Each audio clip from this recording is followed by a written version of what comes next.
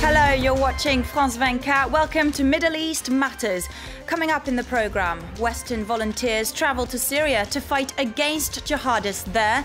Some don't have any military experience, but they're willing to risk their lives to crush terrorism. The Islamic State group has taken large parts of Syria and Iraq, and it's now suspected of planting 5 bombs in Gaza. Its new target, Hamas rulers. And we'll bring you a dose of culture from Saudi Arabia, where modern art is booming. We've often talked about young foreign fighters beefing up the ranks of the Islamic State group in Iraq and Syria. But there are also dozens of Western volunteers who've left their lives behind to take up arms against the jihadists. From former army veterans to unexperienced civilians, we followed some of them in Syria. William and Damien, French civilians who've joined Kurdish forces in Syria. Like them, Canadian, German and American foreign volunteers have abandoned their lives at home to come here. Their enemy, the Islamic State group. We're at the doors of Tal Abyad, a city in northern Syria. William, that's his code name, is 45. He used to work in communications. Until now, he says he's had no military experience. I didn't have a sudden urge to come here, but as time went by, I saw more than 1,000 French citizens beef up the ranks of the Islam. Extremists have been spreading fear for the past 30 years, planting bombs. It was unbearable, especially as the insurgents show their muscles on the internet. In the media, they openly say that people like us should be exterminated, and that they will do everything to kill us and bomb us. So little by little, I decided to take action. The offensive is about to start. Faced with heavily armed enemies, Kurdish forces try to boost their confidence. Above them, drones and military jets have been deployed. They belong to the US and Arab coalition. France isn't involved in the operation. The black jihadist flag floats less than 2 kilometers away. Despite the rising tension, William seems confident. Fellow Kurdish troops are slowly advancing towards the city. The Kurds are really brave. They don't like being pushed around. They've also got a great experience on the battlefield. And they have no choice. Otherwise, they get killed. It's like in the fight for Kobani. It was tough, but they either had to fight or die. Kurdish forces managed to win back the control of Tal Abyad. They hardly triggered their weapons as Islamist fighters fled during the night. Damien is another French volunteer. The 20-year-old comes from Normandy. At home, he tried to integrate the Foreign Legion. But when he failed, he decided to travel to Syria anyway. At the beginning, I told my brother about my plan. He told me I was crazy, that I was a fanatic. Afterwards, I talked to my mom, and it didn't go down too well either. But on the morning of my departure, they must have talked about it between themselves because they finally accepted my decision. For Damien, fighting against the Islamic State group is a moral duty. Being on the battlefield is also a dream come true. In France, the routine is like living a robot's life. I don't like it. It's not a life for me. I need some adrenaline. I like action. I want my dose of adrenaline. And being here on the front line, it's great. Foreign volunteers are welcome here. Kurdish forces say Damien and William are inspiring. It's great that French people come here to fight against Islamists.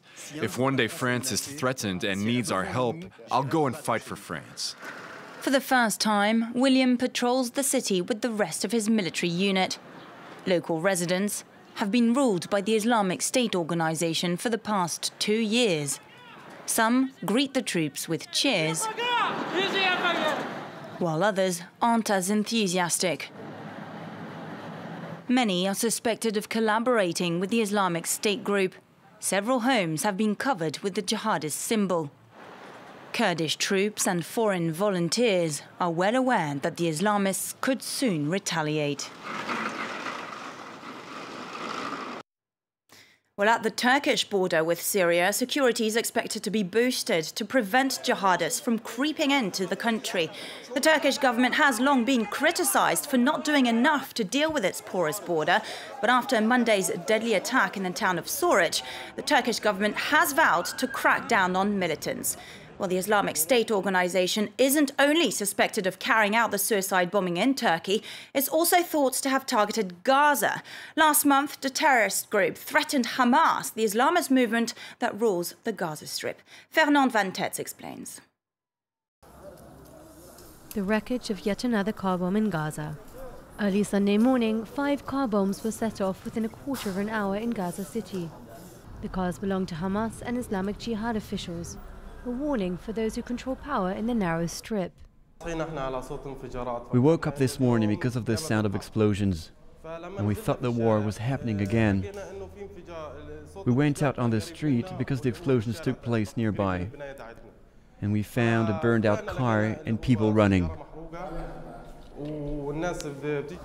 Nobody has claimed responsibility, but witnesses say they saw a freshly painted Islamic State group flag at the site of the attack. A month ago, Palestinian fighters in Syria posted a video online in which they called upon Gaza to rise up against Hamas. A masked militant says the IS group will uproot Israel, which he calls the land of Jews, and that Hamas and Fatah will be run over by the creeping crowds. The militant also vows that Islamic law will be implemented in Gaza in spite of Hamas. Analysts believe that the Islamic State has no foothold in Gaza as yet. Sunday's bombing may well be part of the normal score settling amongst political rivals. But the group's ideas are spreading. A growing number of young Palestinians are engaged with the fight in Syria and Iraq. The organization is profiting from disillusionment with Hamas.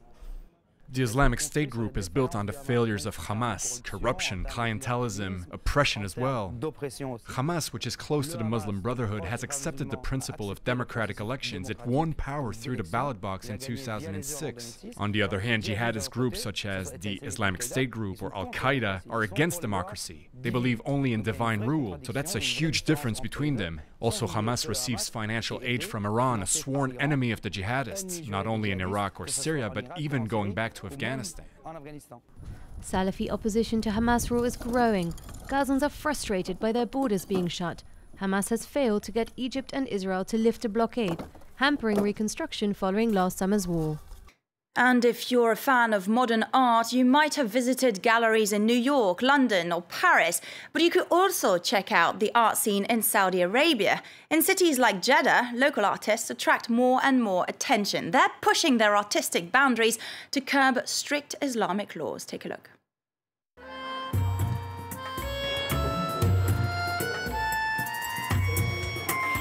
Modern art's Saudi style. Ahmad used to study in the US, but he's decided to return home to develop his artistic skills in Jeddah. Something that's not always easy in a conservative country where freedom of expression is shaky.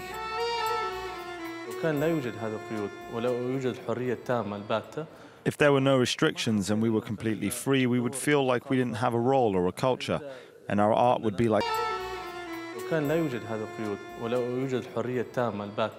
If there were no restrictions and we were completely free, we would feel like we didn't have a role or a culture, and our art would be like any other. But these limits push artists to be more creative in the way they present their work. In Saudi Arabia, under the Islamic law, it is forbidden to represent human beings or animals. Yet in Jeddah, which is less conservative than the capital Riyadh, Arab artists say that's not an issue. There's no place on earth where people can express their opinion with total freedom. In Saudi Arabia, there are social and religious lines that the artist must respect and work with. The trick is to mix modern art with traditional Islamic themes. In Abu Dhabi, in the United Arab Emirates, these hybrid artworks are starting to gain more and more international attention. I've worked with many artists in Jeddah. They're in high demand. Many collectors appreciate Saudi art, and more galleries are showing an interest, which is a good sign. In the kingdom, artists try to stay clear of politics.